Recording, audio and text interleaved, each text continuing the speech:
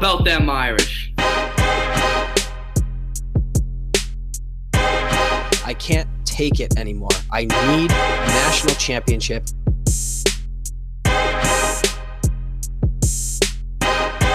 This is the Four Horsemen podcast.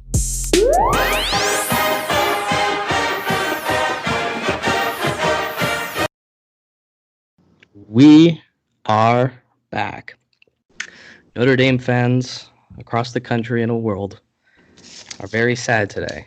After a very close and hard-fought game in Athens, Georgia, the Fighting Irish came up short, falling 23-17. I'm joined with Steve. It's your favorite podcast, The Four Horsemen, and we're going to get into it. We're going to cover some Georgia. We're going to look at what's next, and we're gonna preview Virginia because this is about fighting, continuing to fight. I don't want to say fight on because that's a Trojan thing, but the Fighting Irish, we must fight to continue, and I think that's where we should start. I'm sure all of us feel like absolute dog shit today. I know I couldn't sleep last night thinking about just a few what-if scenarios, but let's get into it. Steve, I'll let you take the first crack. Very first order of business.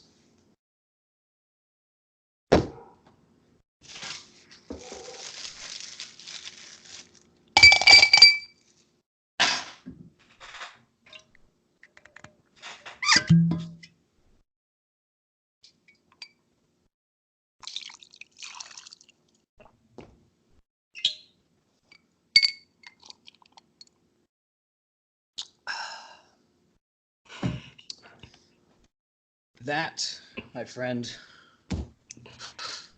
is about it's about 2 fingers of Woodford Reserve whiskey, which is very much so needed after the experience between the hedges. And I don't want you to confuse that for me being decimated in any way, which normally I am. You know, the sky is falling type of fan. But I think it was very apparent from what I was tweeting out and just from our private conversations, Dylan. I have never been more reaffirmed that this is a perennial top 10, top 5 football team.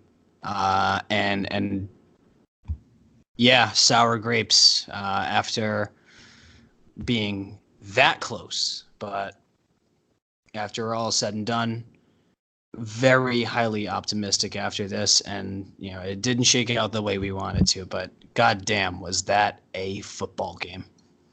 Yeah, absolutely. I think probably most of our viewership this week is going to be people tuning in to see the Steve reaction, see if he's actually dead. He's very much alive, and we're gonna march on. For those looking to have some comfort after that loss, because I mean, there's nothing worse than Notre Dame losing football. I'll offer you this: at least we're not Michigan. Could you imagine being that program right now, getting blown out to what is an always overrated Wisconsin team? That's rough. They are the most overhyped program, Michigan. And I feel bad for their fans, but fuck them. So that's one thing I think we can take some pride in, some solace in, is that we're not Michigan, and we hung with one of the best teams in college football on the road in a stupid, crazy environment that was even impressive to watch from home. I thought there was a lot more Notre Dame fans at the game than the announcers wanted to make it seem like. I saw some good pockets of green in there. It was an epic game. No doubt about it. It was ugly football. We kind of called that one. And just heartbreaking. I remember personally the first time, I think we should call it the Irish hangover if that's not already taken. It's when Notre Dame loses and you feel awful. For the first time for me was 2011 against Michigan, actually. And I remember just being like, I don't know, 13 and just feeling awful for Sunday, which was the case today. I mean, it was just a brutal way to lose. It follows the series of games like Clemson a few years ago in the Hurricane, Georgia 2017, and Florida State 2013 or 14. It's one where we get to the finish line, but we don't cross it. And I know it's very frustrating for Notre Dame fans. We'll get into some of the fan base reactions, I think, in a bit. But I think we should just basically take note of what happened in the game. So I'm going to throw a few box score statistics out there, and then we'll talk about specific moments or anything else like that. So total yardage was very similar. That's something I think people need to understand is the game was extremely close. I think maybe 20 yards separated the two teams. Both teams were moving the ball fairly inefficiently, but similarly, both defenses played well. The key difference here, and we're going to get into the quarterback in a bit, but Georgia threw for 77% on its passes for 7.2 yards per pass, which isn't really good. 7.2 yards is not really that great. But note the high percentage rate. And Notre Dame threw 61.7% at an awful 5.9 yards per attempt. I mean, we were averaging, I think, something above, it was like 11.9 yards per attempt coming into this game. When you don't get the ball downfield, you're just less likely to produce points. That's kind of the way it goes. So that's something to look at. As far as run defense, you guys know my opinion on running, but I bring this up anyway just because we should really flatten those rumors of Notre Dame couldn't defend the rush game and we couldn't run on them. We couldn't run on them, but we weren't trying to. We ran for 3.3 yards per rush. Georgia ran for 4.6. You know, that's not what we expected. We were told that Notre Dame's got the 109th worst rush defense, and Georgia's one of the top 10. It's going to be, 7-8 yards per carry. It wasn't. Georgia was better when they threw the ball. I mean, for parts of that fourth quarter, Georgia was letting Notre Dame kind of hang in there because they were running the ball. They weren't going for the jugular because Jake Fromm was absolutely fantastic. The big key one here, which could have actually cost the game, was penalty yardage.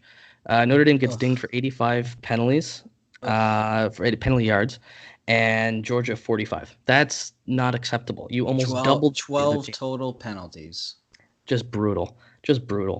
Turnover game. Notre Dame turned over the ball twice. Not really Inbook's fault. We'll get into that too. And then one turnover for Georgia, which Notre Dame did well in special teams.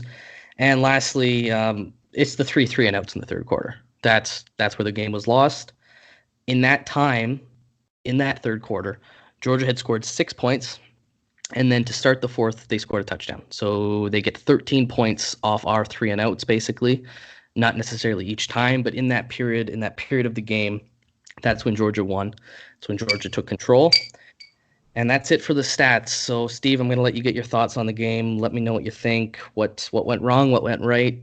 It wasn't an awful game, but boy, was it a kick to the nuts. Yeah. It wasn't the greatest feeling in the world seeing the clock tick down to 0, but immediately was a sense of pride where that years ago we're just rolling over, unfortunately. And it's not that there was a lack of fight in previous Irish teams, but the talent gap wasn't there. The experience wasn't there, and the depth was not there in years past. And I think that this game proved that we now have all three. We have depth, we have experience, and we definitely have the talent. And the future is a lot more promising on that than a lot of people realize. Between the 2020, 2021 classes, this past class, recruiting we could always get into in a different time. But I mean, Kyle Hamilton is kind of proof of this next step that we're taking as a program. But yeah, I mean, we're right there. We went into the House of Goliath, and although we didn't take him out, unfortunately, I mean, this was the proof that was needed that we are a top 10 program. I honestly, literally, outside of LSU, Alabama, Clemson, Ohio State, and Georgia, that's 5 teams. I guess in this case, we'll just go by default. Oklahoma, that's 6 teams. Who do you rank ahead of the Irish? I can't think of a single program after that game. I don't think Notre Dame came into the game at 7. I think they should stay directly at 7. What a performance. I mean, There was some questionable play calling. The third quarter kind of sucked. The flea flicker was a fucking ridiculous. But at the end of the day, again, it's really a kick to the balls, like exactly as you described a moment ago. But it's the most optimistic kick in the balls that's ever happened in history. Simultaneously, it's very strange. It's a very strange feeling, especially for me. Again, being the ultimate negative person. I tweeted out relatively recently, I think maybe Friday, that this was going to be Ian Book's magnum opus. This was going to be his masterpiece. And by all accounts, I mean, when you look at what he was able to do and against the level of competition he was at, it's not out of the question to actually name it his career to date masterpiece. And hopefully he's got a better game in him in the future, especially hint playoffs. But yeah, I mean, I think if this was played on a neutral site or a home field, that this was a Notre Dame victory.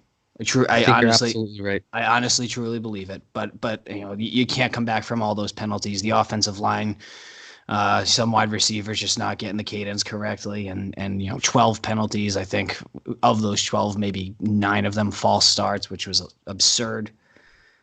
A lot of thoughts, a lot of emotions running through my head. I mean, I know that I'm all over the map, rather. I'm sorry, with my my opening statement here, but an optimistic wave has come over me, and I feel like this was a great in our journey. This is a pin that we can put into the map of where we're getting to. Obviously, the destination is a national title, and I think we can definitely say that this was absolutely a step in the right direction. I know moral victories, quote unquote, suck balls, but I'll suck this moral victories balls every day of the week.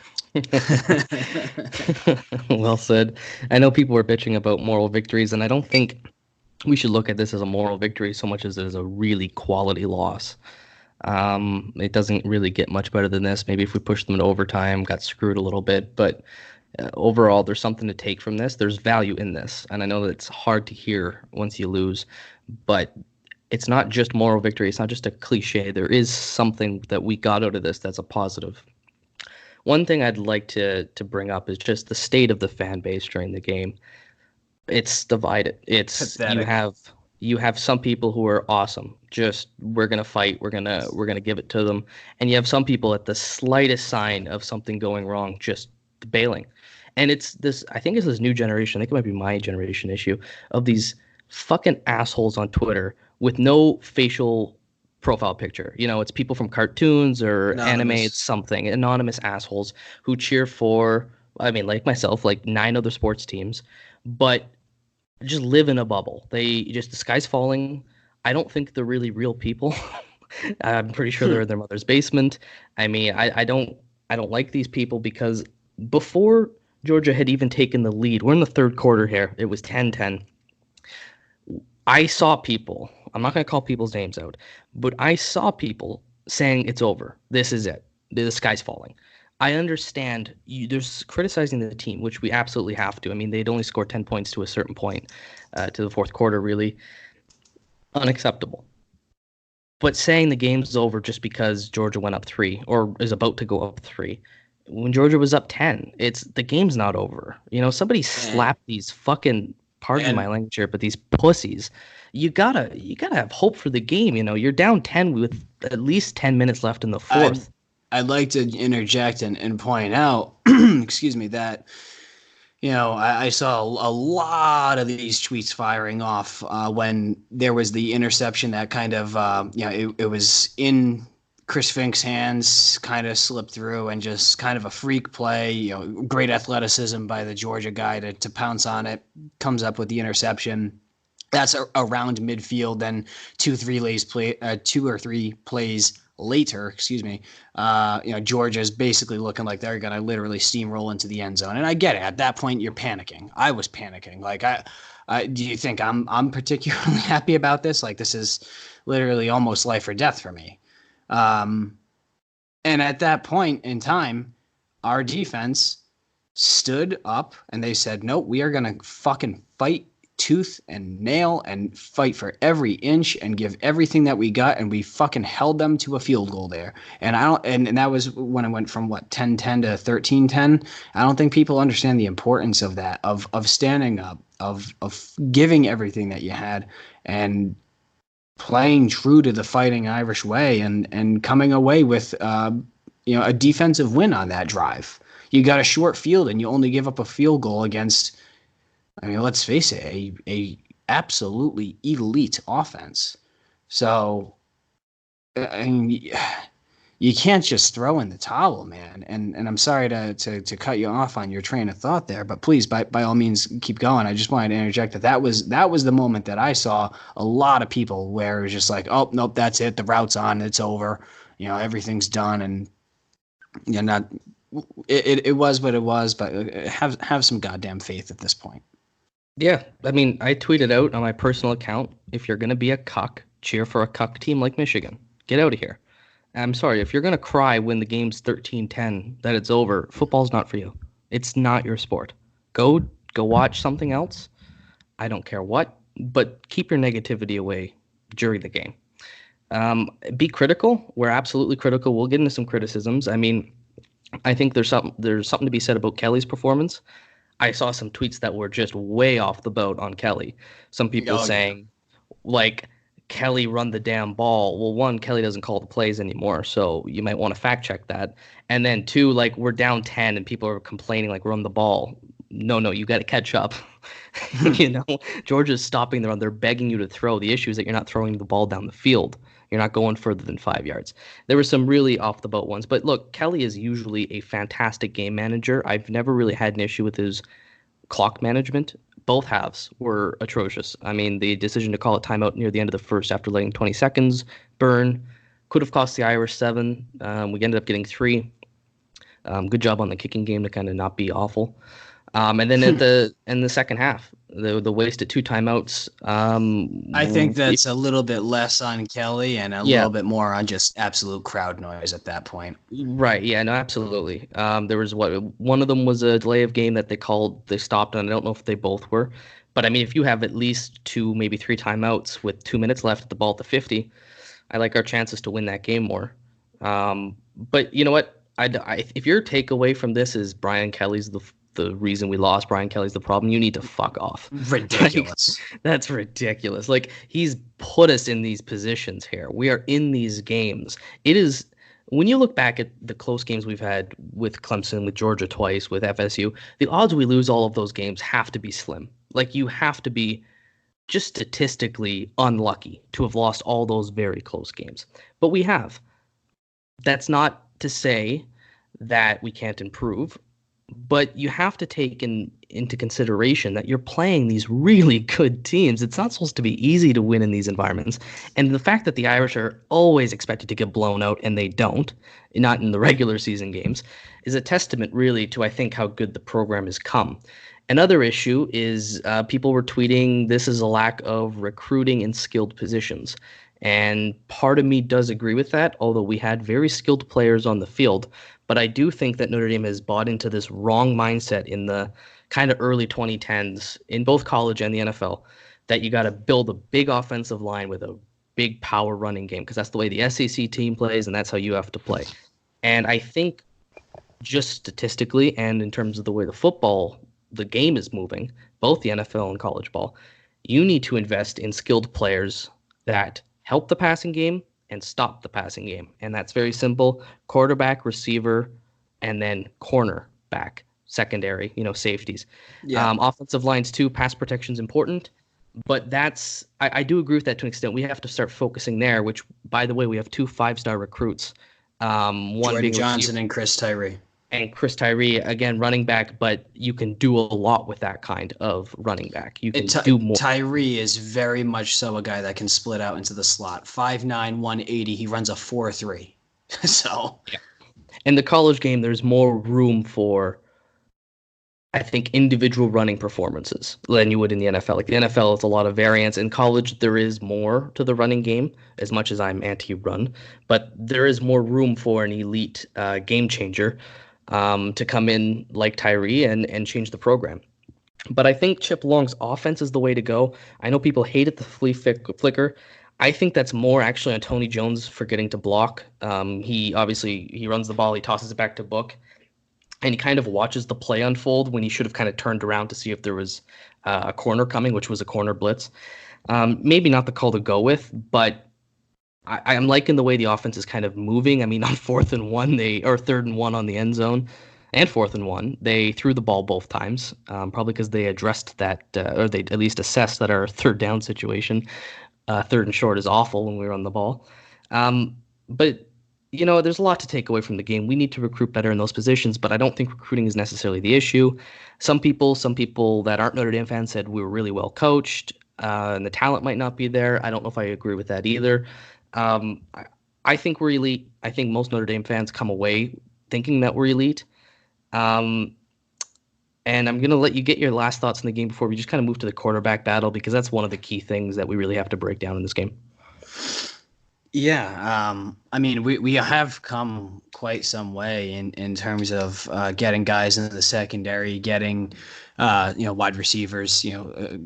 Specifically, I'm thinking Lawrence Keys and Braden Lenzy. I mean, those guys I think are going to be electric for us going forward. We still have Kevin Austin, who's part of the program. He's just suspended for the full year this year, so now he's got a full off season. And he was a true freshman last year, played in a bunch of games. So now this is basically a red shirt. So they'll come back as a red shirt sophomore next year.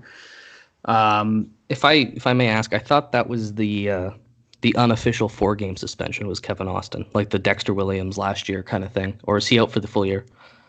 It's literally one or the other. It's okay. I've heard both. Okay. I haven't heard anything else in between. I've heard 4 and I've heard whole season. So it's literally one or the other. Honestly, if it's the full season, whatever, it's not that big a deal. We have enough senior and top end talent at this point. Obviously, going forward, I'd love Kevin Austin to be an integral part of this offense. Jordan Johnson coming in next year, Chris Tyree coming in next year. We're getting the skill position players. Chris Fink is supposed to be our Hunter Renfrow, basically, at this point. To let if a ball hits you, general rule of thumb, if you're a receiver and the ball hits you in the hands, it's a catch. And if it's not a catch, just like have that ball hit the turf. That can't be an interception there. Can't. Absolutely can't. So there was just so many mitigating circumstances. I mean, do you think the offensive line is going to have 12 false start penalties if they're playing in a neutral site or at home? No, yeah. I mean that fundamentally changes the game astronomically. So when it's 2nd and 2, and all of a sudden it becomes 2nd and 7 or 3rd and 2, 3rd and 7, et cetera. When you're dropping back 5 yards at a time, when it's 3rd and 9, and all of a sudden becomes 3rd and 14. Like, what's your 14-yard play that's going to be an elite SEC secondary?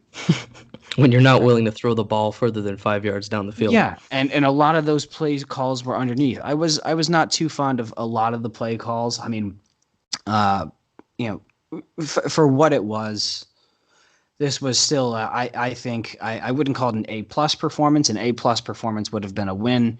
But this was an A performance, a very solid A. We were right there.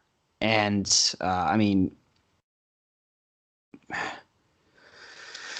I don't know, man. It's exasperating to try to kind of to put a lot of nuance into this game, and a lot of people are going to be very overreactionary, overrated, 1-18 since against top 10 teams since 2000. Like, listen, we get it, I know, but there is so much nuance to not only this game, to not only this season, but to literally quarter by quarter, drive by drive, play call by play call. So much nuance into why this game ended up the way that it was, and I don't think people fundamentally understand just how absurdly close this was. And I think I forget the name of the guy. I think is, for one reason or another, I want to call him Isaiah Wynn. I think sounds like he was a right or left tackle for Georgia, and he last year.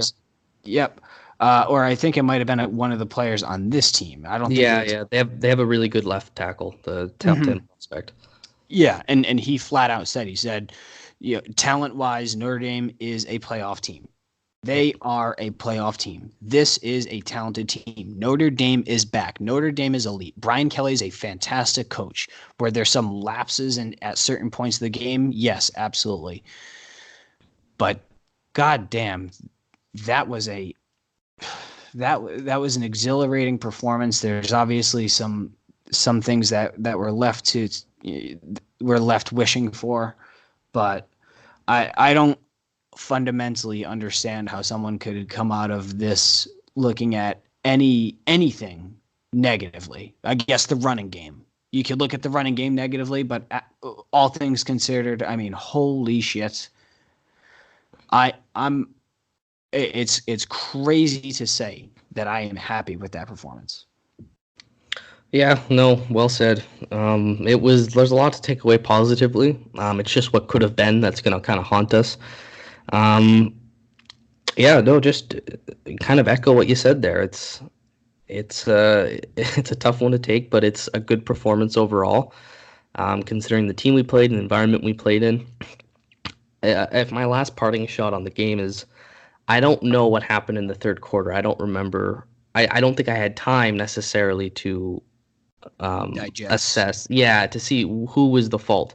But I don't know if it was the play calling or if it was just Ian Book. But that third quarter offensively was a nightmare, and it cost us. It was a lot of everything. It was penalties. It was offensive line play. It was lack of running game. When they tried it, I think at some point their first two drives, they had 5 passes and 1 run in 6 plays and went 3 and out in both of them. Some of them were, some fault is on Ian Book, although I honestly, again, not an A+ game, but definitely a very solid A- game for Ian. In my opinion, we can touch on that a little bit more in detail. But the third quarter, I think, was just a lack of preparedness or something. But yeah, and we had some shocking performances from some veteran guys. I mean, I don't want to call anyone out, but I mean, Liam Eichenberg, I'll start off with something positive. He's going to be arguably a first, if not a second round draft talent. He's really former 5-star. I think 5 or 4. I think Kramer was the 5, and I think maybe he was the 4. Oh yeah, it's one of the two. But he was very highly touted. He's very talented, and holy shit, what a piss poor performance he had. Well, I will say I mean, when you're watching the game, you're not looking at the offensive lineman too much, so I don't know how he did blocking-wise. Probably excellent because he's an excellent player, but Jesus, how the hell do you get like 3 or 4 false starts on yourself when you're a veteran on this team? You're the left tackle of the Fighting Irish offensive line. And then, I mean, Chris Fink in his 9th year at Notre Dame, what are you doing? Like, he had, I mean, the one interception's completely on him. He had a drop pass key in the game, right near first down marker. Hit his hands, dropped it. And even the beautiful catch he made is because he bobbled it. He caught it, bobbled it, got tackled, and then caught it on top of the Georgia defender. Yeah. He's not been good this year, and it's something you really expected coming from, I don't know how many years he's been here, but it seems like a lot. He had a really good year last year. He's a graduate student, so I'm pretty sure this is his 6th year on campus. That would make sense to me. And look, he mossed Michigan last year. Like, we know he has the talent. We know he's got the hands. I just don't know what's going on this year. I wonder if maybe Book is missing Alize Mack a little bit because they kind of clicked. Although we'll get into it, I think he's found his tight end replacement. Yeah. But if we may move on to the quarterback battle, I know you were pretty high on Book. I echo that a little bit. I'm probably a little lower. I think going into the 4th, right before Notre Dame scored that touchdown to get back into it, most people would probably say Ian Book was the reason we were losing the game. But after that, up to that point, it was a B performance. A B at very best, and being remarkably generous, it was a B+. But I think him getting back into it jumped up that grade, and I'll let you continue. Yeah, I think by the end of the game, people were more positive on Book. I've seen some mixed reactions out there. I'll just throw out the stats from the game. and we'll talk about them because I don't think he's at fault for some of them. But he went 29 for 47, which is 61.7%, which is about kind of what he's throwing this season. It needs to be better, but against Georgia, that's an understandable number. Also, when you're playing from behind, you're just throwing the ball more. So I don't think the issue is there. He completed 29 passes. The issue is 5.9 yards per attempt. That's awful. That's pitiful. You got to be throwing the ball down the field. And maybe that's on the coaches for the play calls. Or maybe he just didn't want to, he was being baited into some coverages he didn't want to get into, but you got to stretch the field. Georgia was begging you to stretch the field on them. They were stacking the box for the run, and they were playing corners right up, giving you just beat us long. And I think we could have, especially when you have a monster receiver like Chase Claypool, you should have been going long that game. He had 2 touchdowns and 2 interceptions, although I don't really think either interception's on him. The first interception, of course, is on Chris Fink. Just, you got to catch it. The ball hits your hands. Fucking catch the ball, especially when you're a veteran. And the second interception that's the flea flicker play where the corner comes in on a blitz. Running back doesn't see him. He gets unblocked. Ian Book does a really good job to get out of the way and to extend the play. I was hoping he would throw for receiver because I thought maybe he'll just throw it away, but I feel like we maybe had something going on, and we did. There was a wide open receiver, and I don't know the Georgia secondary player who just made an unbelievable play. That might have been play of the game, where he's running, he's 10 yards away from that the range was absolutely that's NFL range. That's NFL. He's going range. to be an NFL player, and I think he was a young player too. I don't think he was a senior, but I could be wrong there. But what a play! He runs in. Dives, catches the ball. I didn't think he held possession throughout, but at that point you just got to tip your hat to him. And I don't really think that's on Ian Book. I think that's a play call issue, a blocking issue, and just one hell of a defensive play. So I would say ease it on the interception blame. He had a rating of 116.4. Again, rating is not the best statistic for passers, but that's not awful. It's way below his average, but I mean, you're playing Georgia.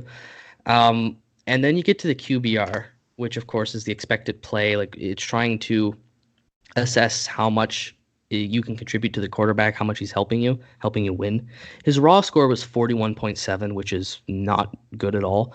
But when you adjusted it for the opponent, which ESPN does, and it's called total QBR, he got to 68, which middle of the road. Middle of the road, yeah. Not excellent, not too bad. I mean, you're playing Georgia.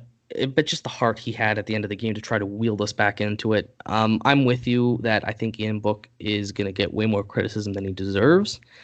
But I'm also not of the opinion that Ian Book was fantastic. And I think had we had a better quarterback performance, we probably could have won the game. Although you could say that with anything ranging from, penalties to penalties.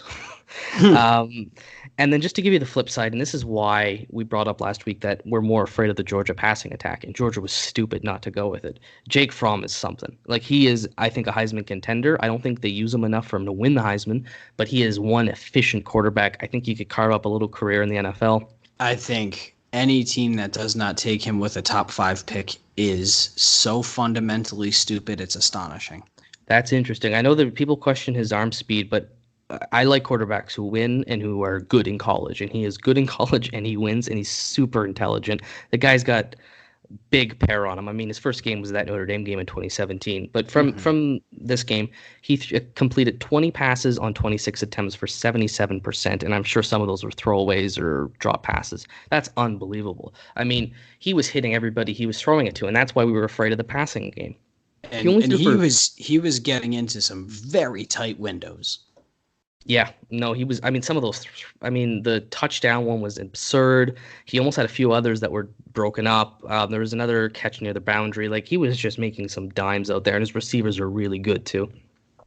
But he only threw for 7.2 yards per attempt, which again, not really good. I think that's more of a sign of probably play calling conservatism. Like, we were just both teams were very conservative with throwing the ball. They didn't really want to. In a way. And I saw Pete Sampson tweet this, and I think there's two combined factors into this. One, did you see them test the safeties much? Because any deep throws that they threw were one-on-one balls on the outside, just one-on-one with corners. Yep. And two, obviously Julian Okwara, Khalid Kareem, neither of them had a sack. They had a handful of pressures. I think their game plan was, quick passes, get the ball out very quickly, which obviously means you're not going to be pushing it downfield as much because they wanted to eliminate them because that's how good those guys are. Despite them not being statistically great this year, I don't think either of them has a recorded sack. But I don't think people fundamentally understand just how good our two defensive ends are. So I think that those are two contributing factors to how the play calling was by Kirby Smart. Yeah, I mean our two edge rushers are great. They're both NFL prospects, but that's something I wanted to mention as well. Is we didn't get a sack in the game, and that's not good. You need to get to the quarterback, and I know we pressured them a bit, but I mean when you have a quarterback playing this well, it's just really hard not to hit him, get him on the ground. But yeah, he finished with 1 touchdown, no interceptions. Again, they didn't use him too much. 150 passer rating. He had an 86.5 adjusted QBR because Notre Dame's a good defense, and it was 75.2 raw.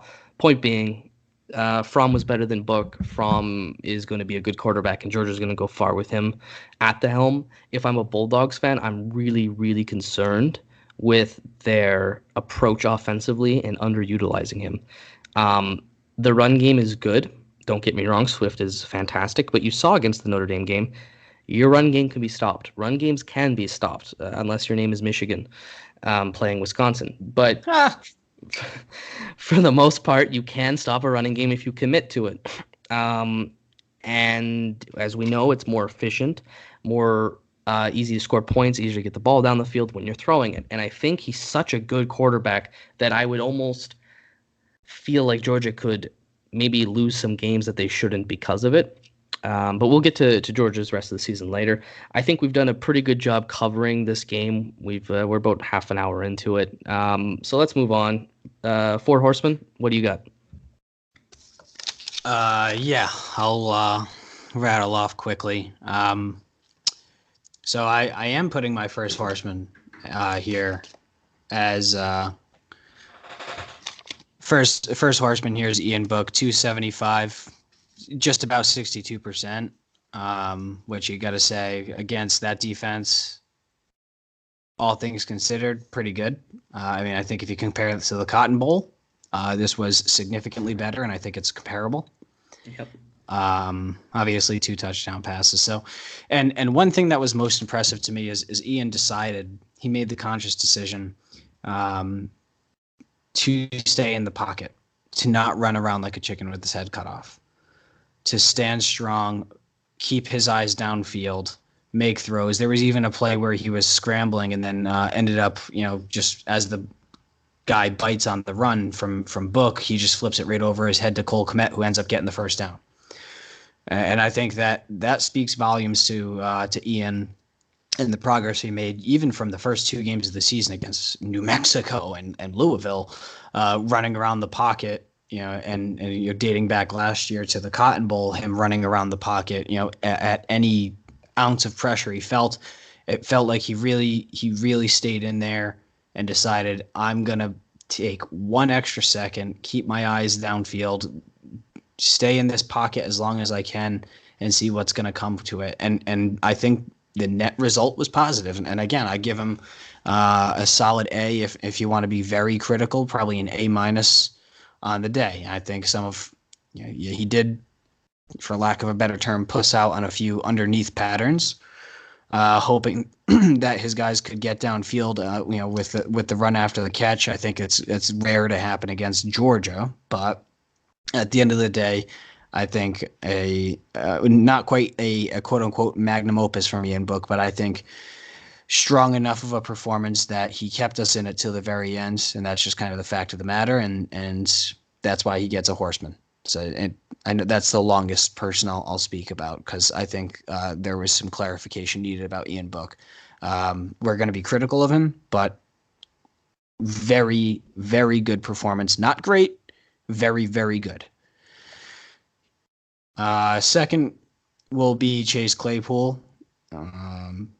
6 catches, 66 yards. He had the touchdown. Obviously, I think what's drawing me most to it is just his ability to rise to the moment with that absolutely insane catch, which we'll touch on later in the podcast here. My next Horseman, Drew White, 4 tackles. One of them added an assisted tackle, and 2 of those tackles were for loss. His name was called several times throughout the night, making a lot of good plays, and especially I think he was part of blowing up the backfield on 2nd down to force 3rd and long, which ultimately ended up in a Georgia punt, which was a shanked punt, and then gave Notre Dame the ball back with about a minute and a half left at basically the 50. So you step up to the occasion, you make the big play.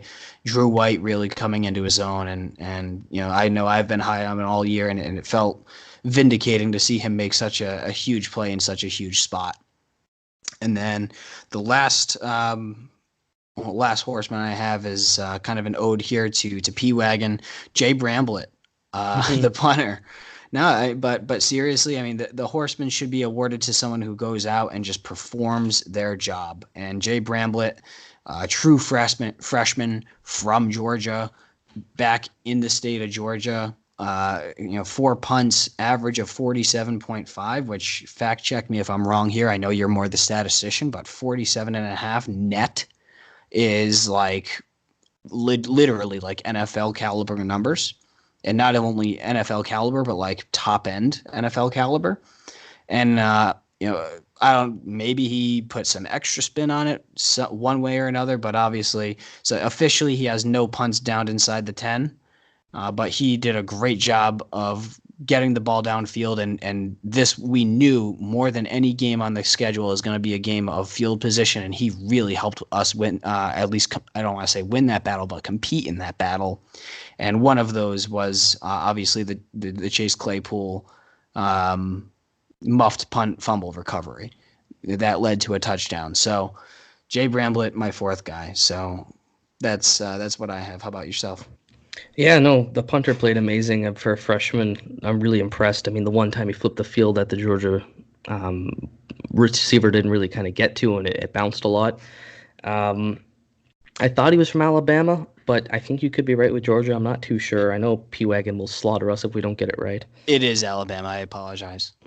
Oh, okay. Well, I mean, he still played fantastic. I mean, I think that's a decent show. He's from SEC territory, returning back to SEC territory, and he rose to the moment. And whereas the Georgia punter did not.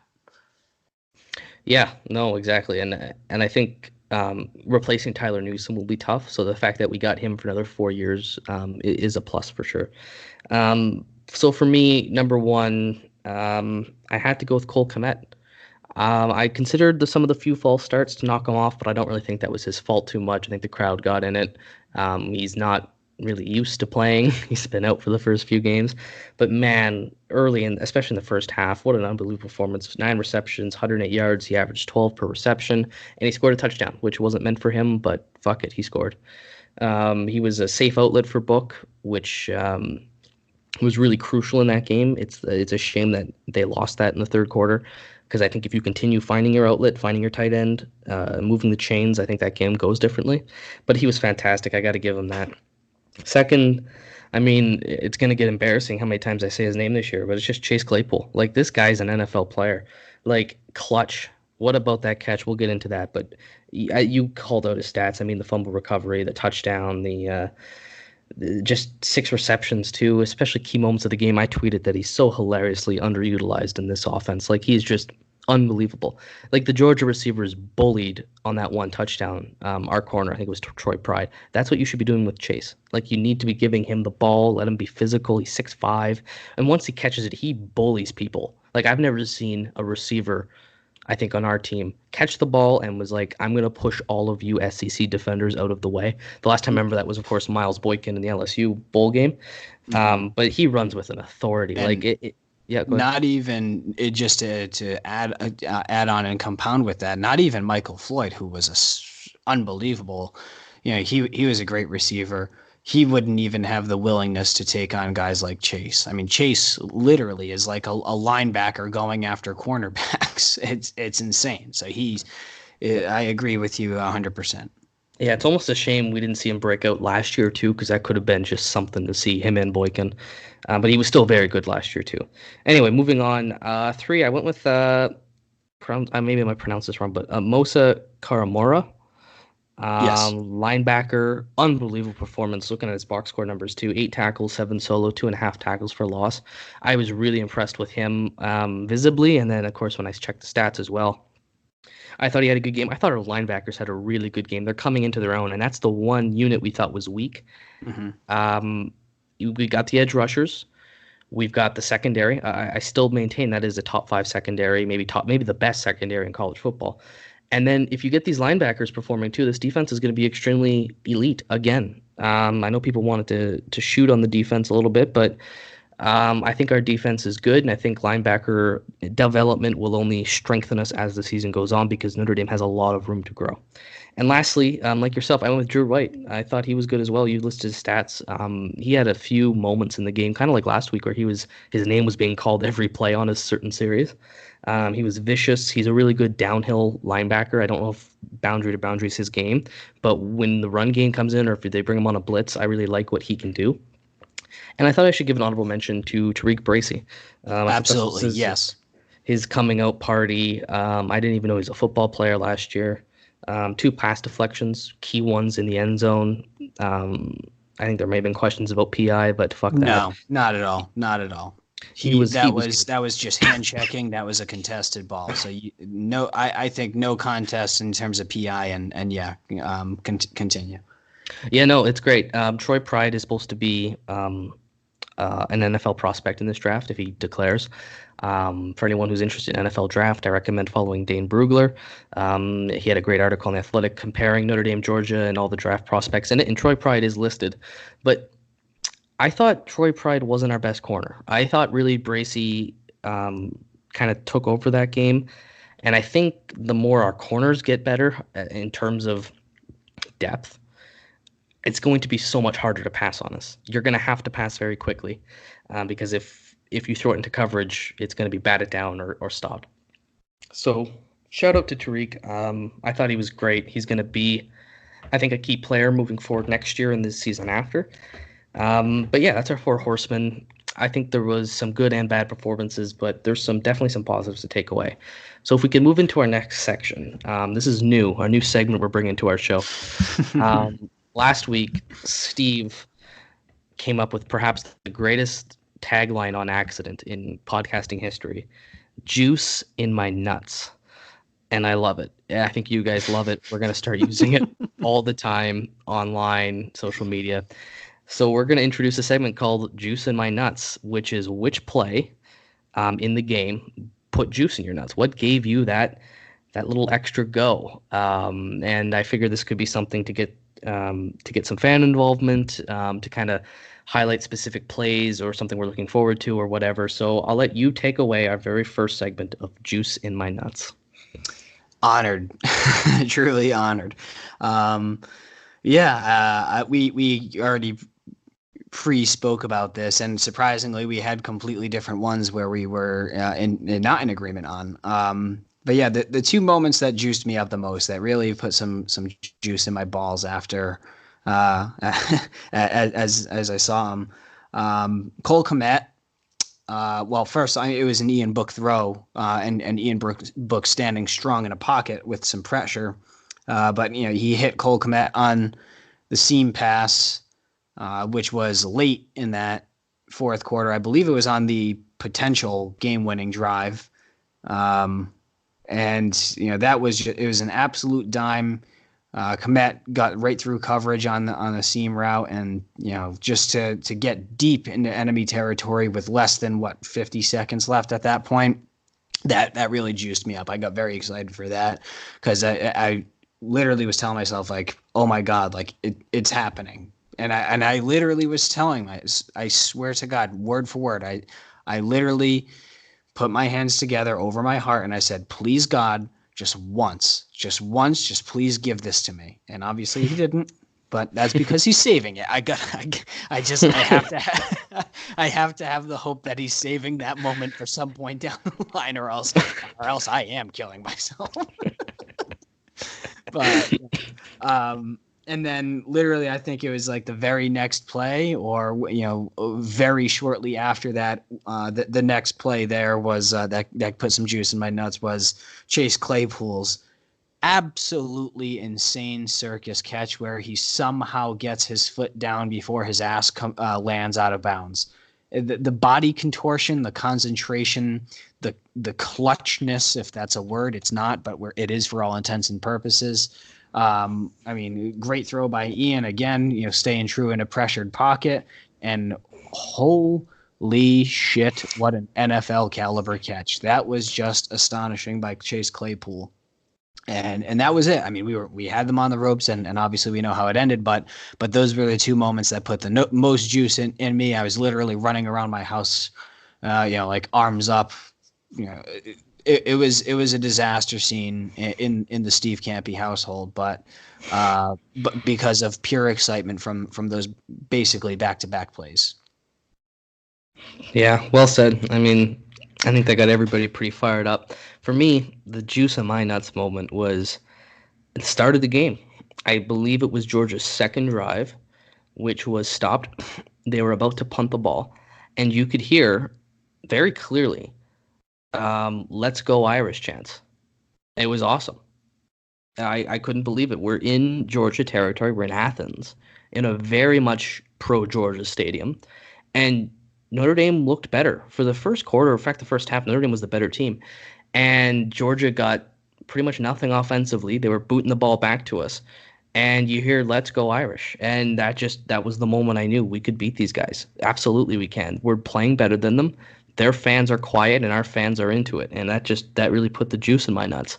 And the second one is the Chase Claypool recovery. The punt, the beautiful punt from our Alabama punter that was bobbled inside the 10 and then recovered by Chase Claypool. I mean, he's a special teams monster.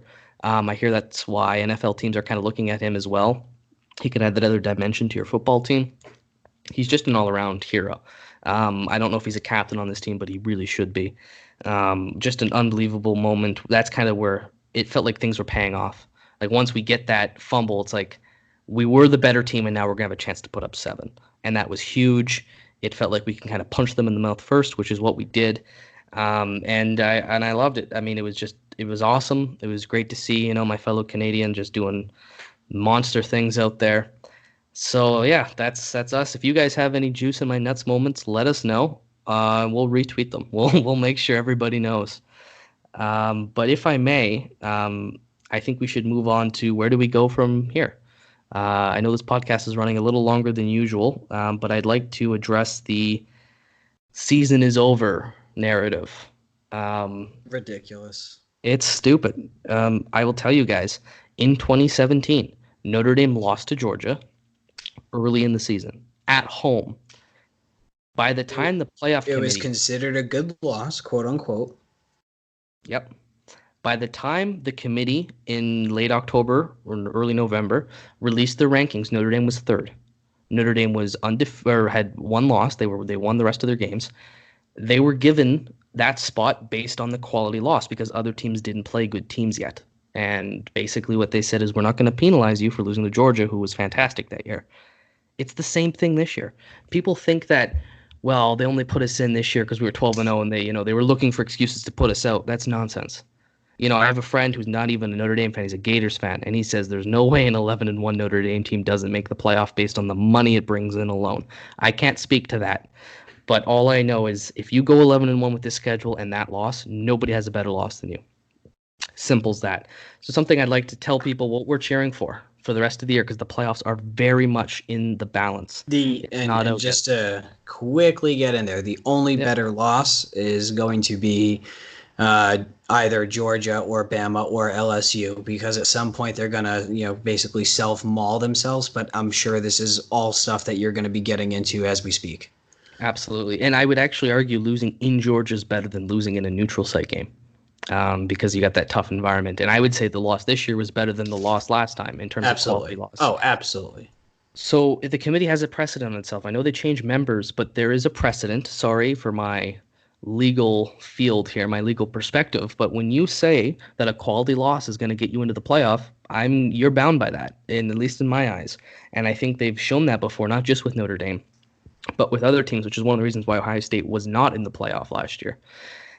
is the quality loss. And I think that's going to help us out. So what we have to cheer for is very straightforward. We have to win out, obviously. We have to win every game. But it really helps us if we have some quality wins on that schedule. We have to improve the resume. And we had a little spat with Father Sorensen Twitter account last night because we said Notre Dame fans, realizing they have to cheer for USC and Michigan, and then it's, of course, the Family Guy thing of Peter Griffin snapping his neck because we don't want to cheer for them because they're scum. But we have to. And, of course, the response was we can never cheer for them. But if the difference is making the playoff and not making the playoff, we have to. And think of it this way. If Michigan wins the Big Ten and USC wins the Pac-12, both of which are possible, Notre Dame has already locked out the Big Ten and the Pac-12 right off the bat on head-to-head alone. Plus, they both have 2 losses. But you have 2 conference championship data points, which no other team has. People say Notre Dame doesn't play in a conference game. You don't have that championship. We have 2 championships. We beat the Big Ten and the Pac-12.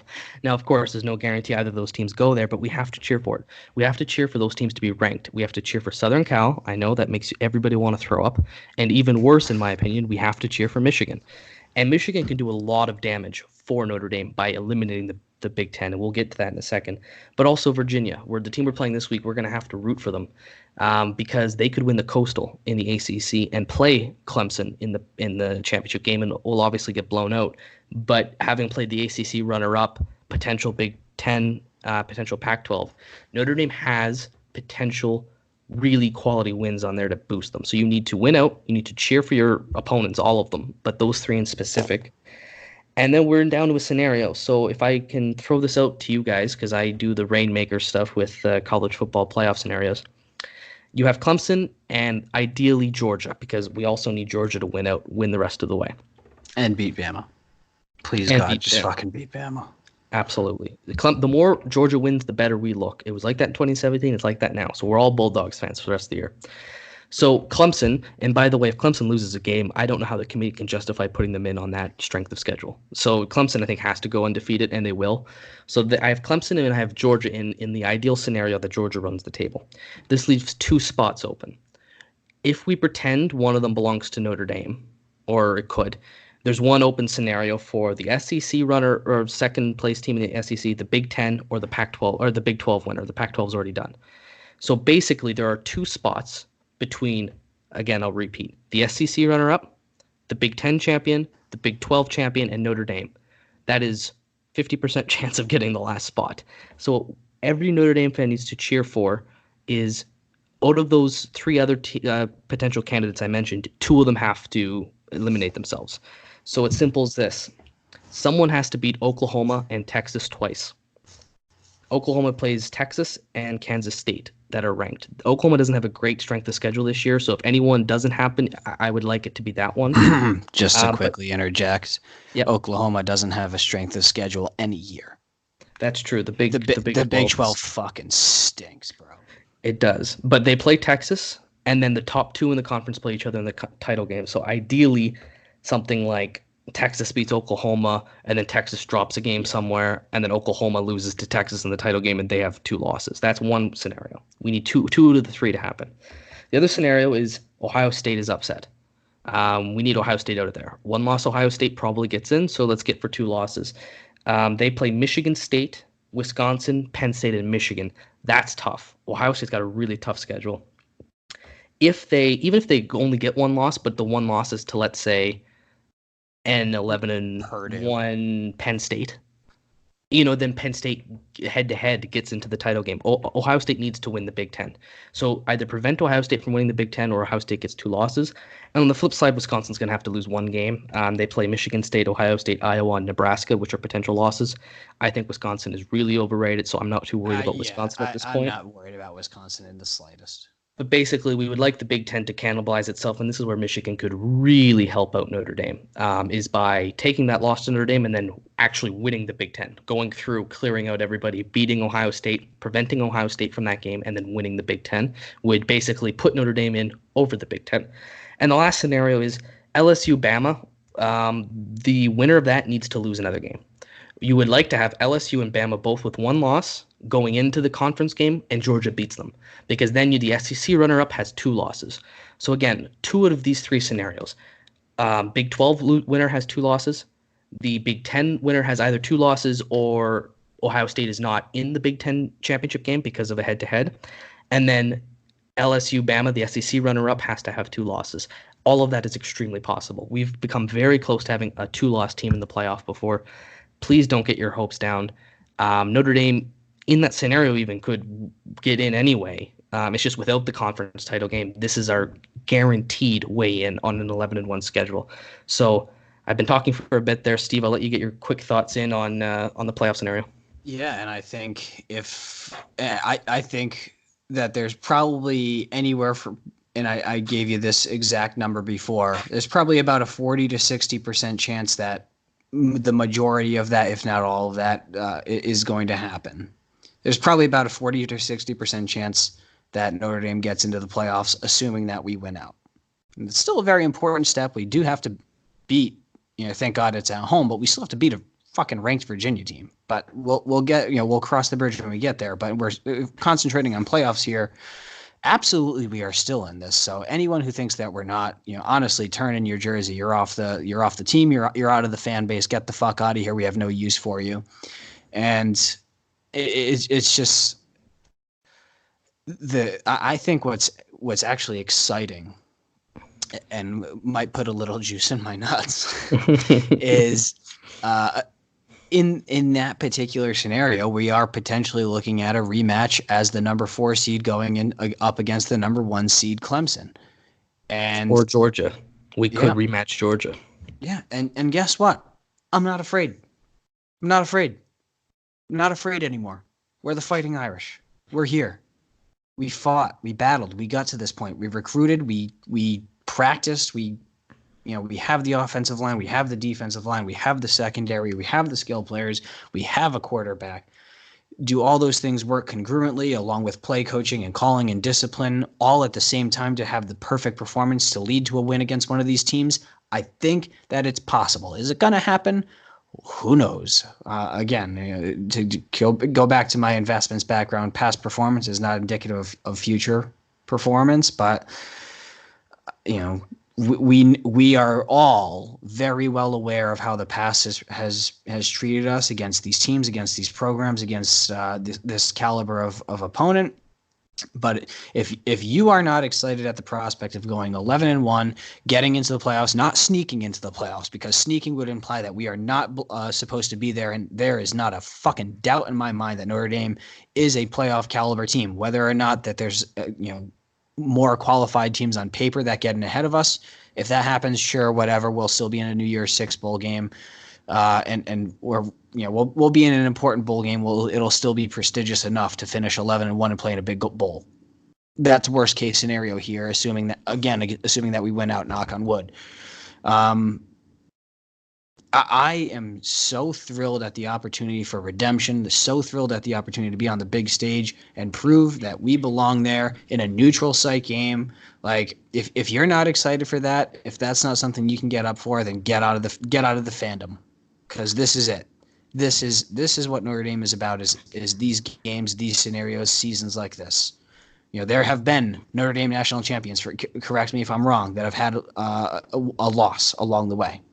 So if you're throwing in the towel now, fuck off.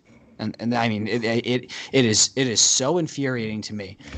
And again, I am about as negative gets in terms of how this all plays out. But if you can't get on this train, if you can't be excited for the prospect of an 11-win Notre Dame team playing in a playoff and playing an elite program and having an opportunity for redemption, whether it's Alabama 2012, whether it's Clemson last year, or whether it's Georgia this year, we know we're playing one of those fucking teams, and I want to goddamn beat them, and I think we have a chance to.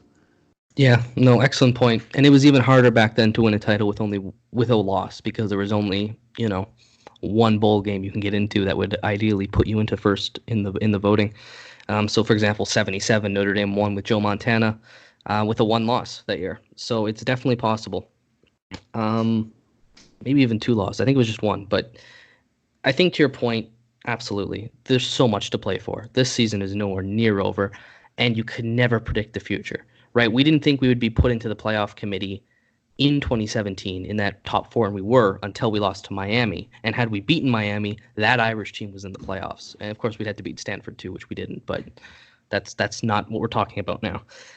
So just to recap before we head into Virginia, I'm sorry this is going to be a longer one, but we need to be thorough with Georgia and to prepare for the rest of the season. So simple recap. Checklist. Notre Dame needs to win out. 2, cheer for Georgia. If you're interested, the tough games they have left are against Florida, who's really not that good. They're kind of just rated highly right now because they're undefeated. Paper Tiger. Texas A&M, who just got blown out not blown out, but they lost to Auburn. Texas A&M, again, whatever. And then Auburn. Auburn will be the tough game, but Georgia has a very winnable schedule where they can go into the title game 12-0. So Notre Dame wins out. What would be very intriguing is to see Auburn take out win the Iron Bowl against Alabama, but have Alabama beat LSU, and then Bama lose in the SEC championship game. And honestly, that is a remarkably realistic scenario. Yep. Yeah, the Bama, LSU, Auburn thing, they could all beat themselves, and that would be perfect. But yes, Notre Dame went out. Cheer for Georgia to win out, and they can. And then again, you need 2 out of the 3 between the SEC runner-up, the Big Ten, and the Big 12 to fall off.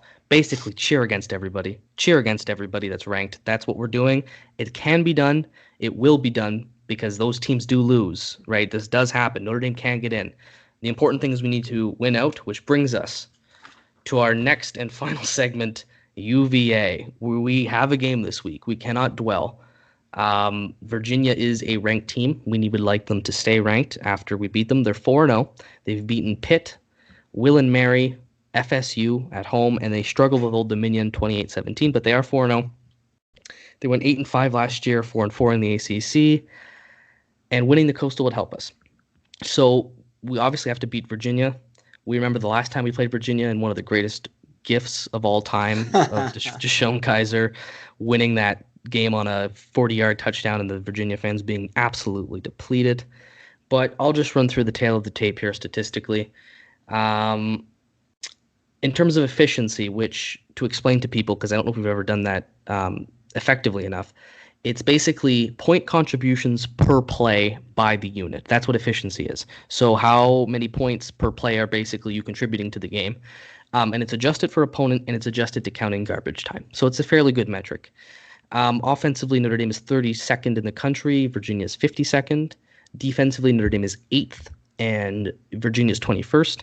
And overall, Notre Dame is 9th, and Virginia is 31st.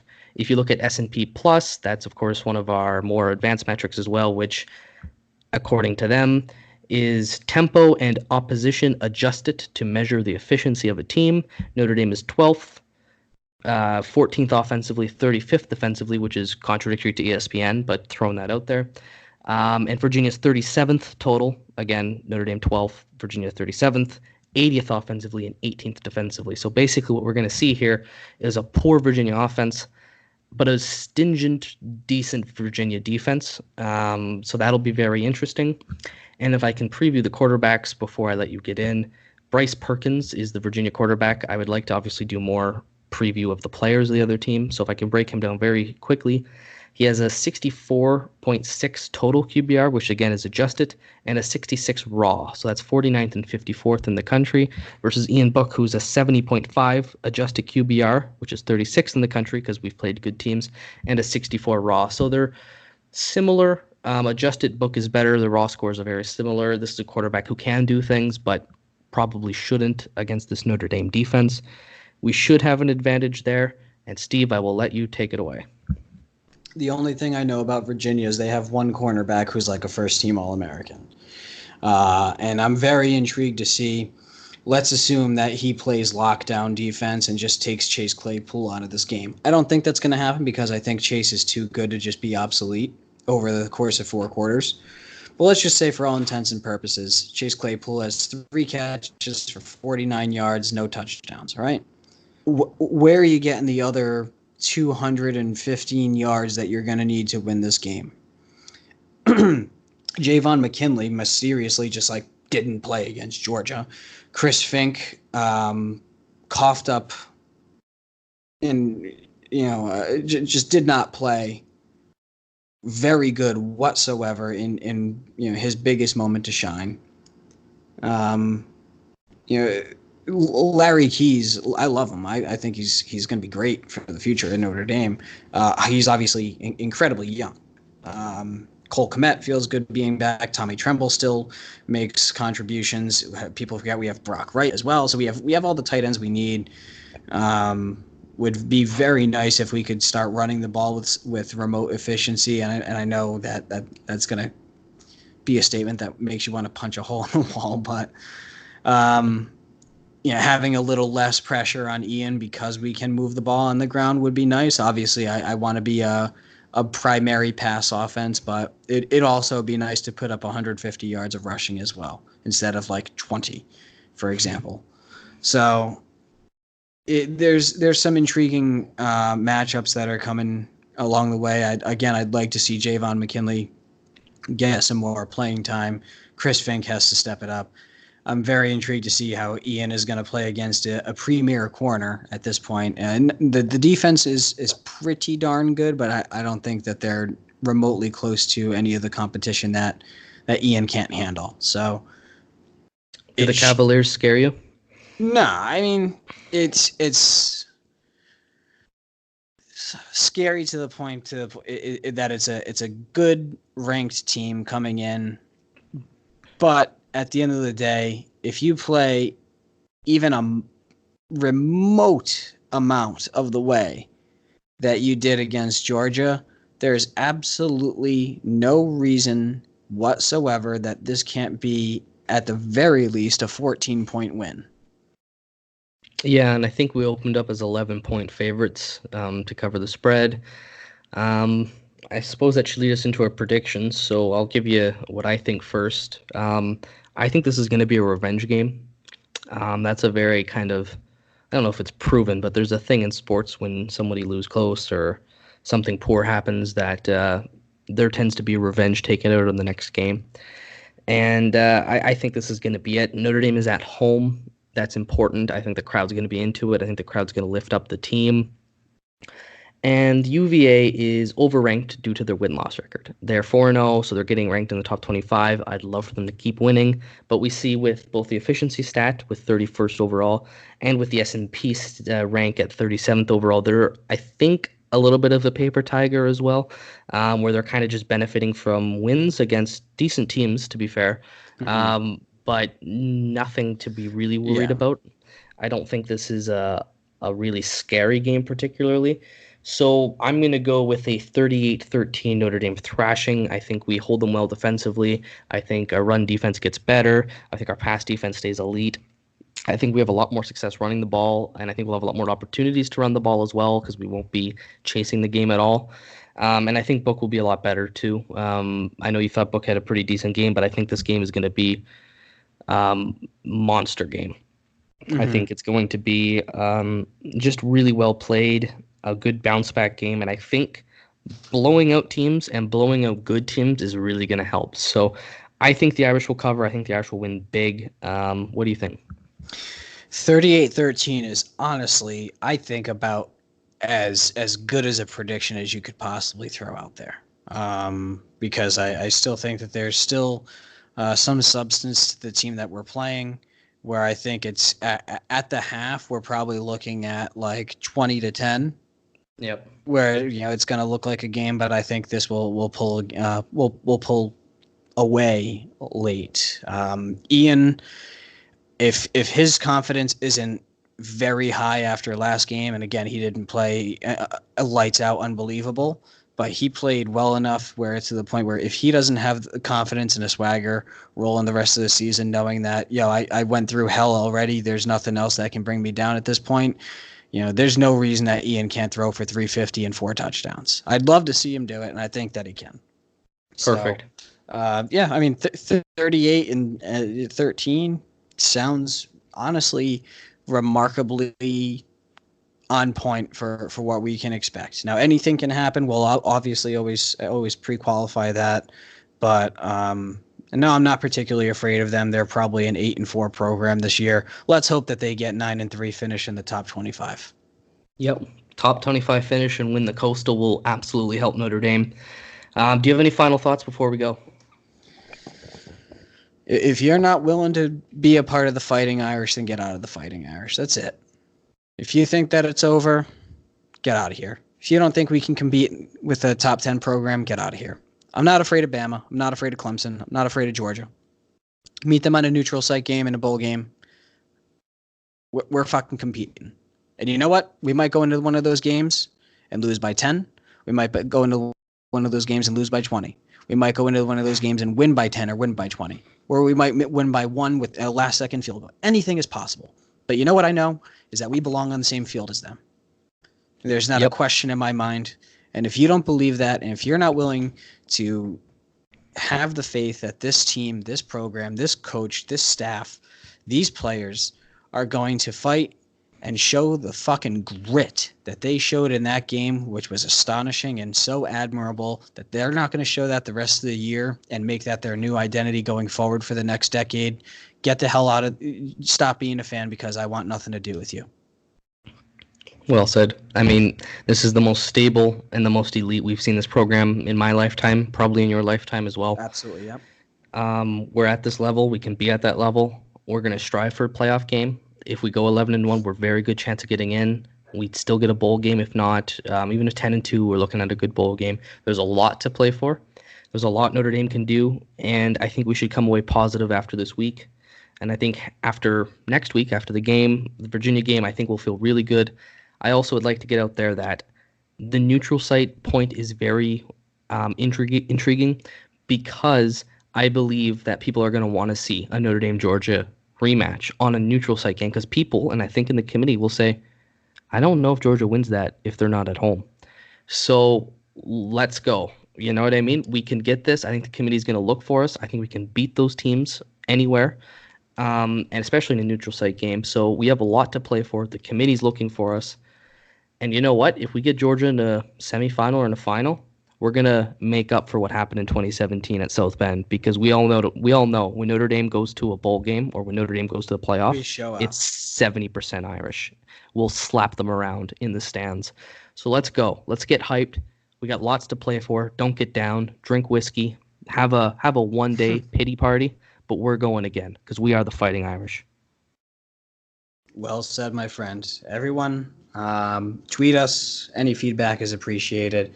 Last thing I got to say is it's not make Notre Dame great again. It's Notre Dame is great. Let's go, baby. Absolutely. Horsemen Pod on Twitter. Let us know. We'd love to hear from you. Go Irish. Instagram coming soon.